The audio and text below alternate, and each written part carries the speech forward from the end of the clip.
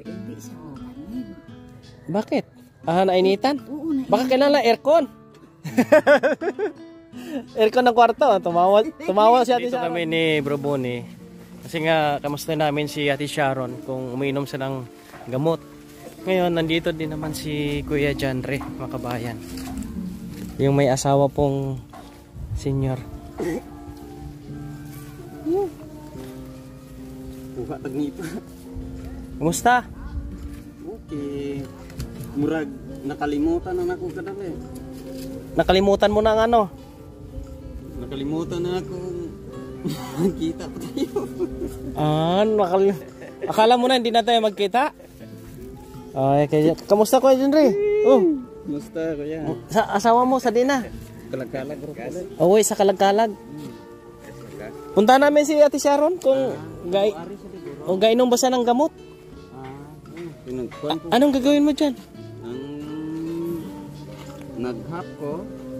Nagano ko sa Bumili ka ng kuan. Nipa. Yung bahay niya dinugtungan niya, mga kabayan. Kaya makauwi si guys. Sabi niya sa akin, baka makasama ang kanyang... May mga kasama si guys mo. Makasama kanya. Sige, maganda din naman. Para na hindi sila mahirapan pa magkupo. Mayroon ng palagyan magkupo. Merong sala-sala. Hakutin mo ha? Yan ang hakot siya ng mga kabayan. Sipag talaga siya dyan. Hindi ka madapa dyan sa pagkakilid? Kanina. Kanina nadapa. Kaya, kahit nakadapa, pero naglalakad. Tala mo naman. Bangon. Ano kahirap, pag sinabi ko nang kayahin ko na hanggang buhay. Tama. Kahit madapa ka, bumangon. Ang problema lang, kung hindi na bumangon, hindi mo kabangon. Sorry na. Sorry na. Ka na lang, light. Diyan ka na lang. Iba naman yung klaseng dapa, yung biglang bangon. Nakadapa tapos bangon. Pero okay man, kung nakadapa, bangon. dapat nakabangon. Makabangon din. Ang baywang, hindi. Punta na namin si Ate Sharon kung makausap ba namin ngayon. Kaya naka 2 weeks sa kanyang gamot. Sige. Kaya si Kuya Janre, nakita natin. Yan po, nakita niyo po si Kuya Janre. Sipag pa rin. Andito na sa tambayan si Ate Sharon. Ate Sya, may buntag. Ate Sya, ikaw nagbaligyan Ikaw ang tindira? Kamusta ka? Hello Ate Sya. Nakangiti-ngiti ka lang dyan, hindi ka naman sumasagot Magandang update ngayon mga kabayan kasi nga si Ate Sharon daw sabi ng nandito po ay inuutosan po siya ng kanyang mabilis sa utusan, tapos dito siya na nagbabantay. Kain ka muna. Siya na nagbabantay pala nito bro. Dito ka na lang bumili ng gasolina. Dapat kanina. Hindi natin na... Ate Sya, magkano ang gasolina mo? Tagpila ang isa ka kuan. Ang isa ka litro. Away ka ba yo? Wala presyo? Makuha kami isa ka litro. Gaya may isa ka litro. Isa ka litro lang Kami. Tugo nga naman ang motor. Ayan yung update kay Ate Sharon kabayan At pang 10 days niya kasi na umiinom ng gamot.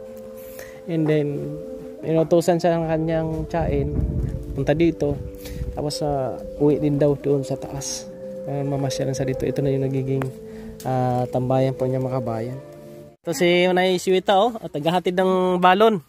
Uy, amo pa ni pagdulong na kundalon. Ngayon? Hindi pabantay ko sini Sino nagbabantay dyan? Mga kabaluman. Oo. Tagpila ang kuan ng litro.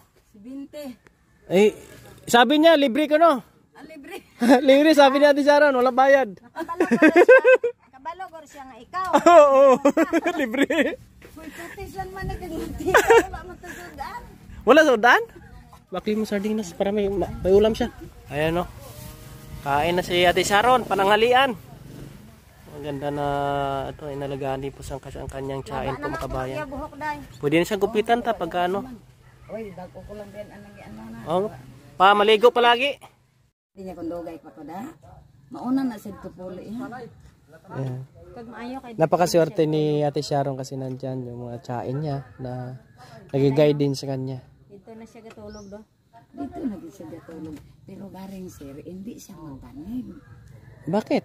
Nainitan? Oo, na. Baka kailangan aircon. Aircon ng kwarto. Tumawa si Ate Sharon. Adios, pabili aircon yan, sir. Gusto mo aircon, Ate Sha? Ate Sha? Ilagay natin sa loob ng drum. Mag-order ko o kanang ceiling fan nga kanang lukay. Hambal-hambal na siya din, pulo pa maligya, nagsaging. No, sabi ni Ate Raylene, nagsasalita na tapos nagtitinda ng saging. Ginadipara ng tita niya yan ni Diamond Sweeta. Galing amo lang na kay kasi ako basta gusto lang magsabat, nasabat siya. Pagmahambal lang man siya. Hopefully, kasi bago pa lang naman eh. Matagalan niya makabayan, makaka-recover to. Magandang at least nabibisita natin si Ate Sharon po dito. Balik natin doon sa doktor sa November 10. November 10. Hopefully makabayan, tuloy-tuloy yung pag-recover ni Ate Sharon para po ay maitulong sa kanya, makabayan. Ako naman, gumagawa ako ng parang kung paano po tayo makahanap din po ng budget para po sa kanya. Hopefully, bago sumapit ang November 10, makahanap po tayo, makabayan. Good, napakaganda itong improvement kay ate.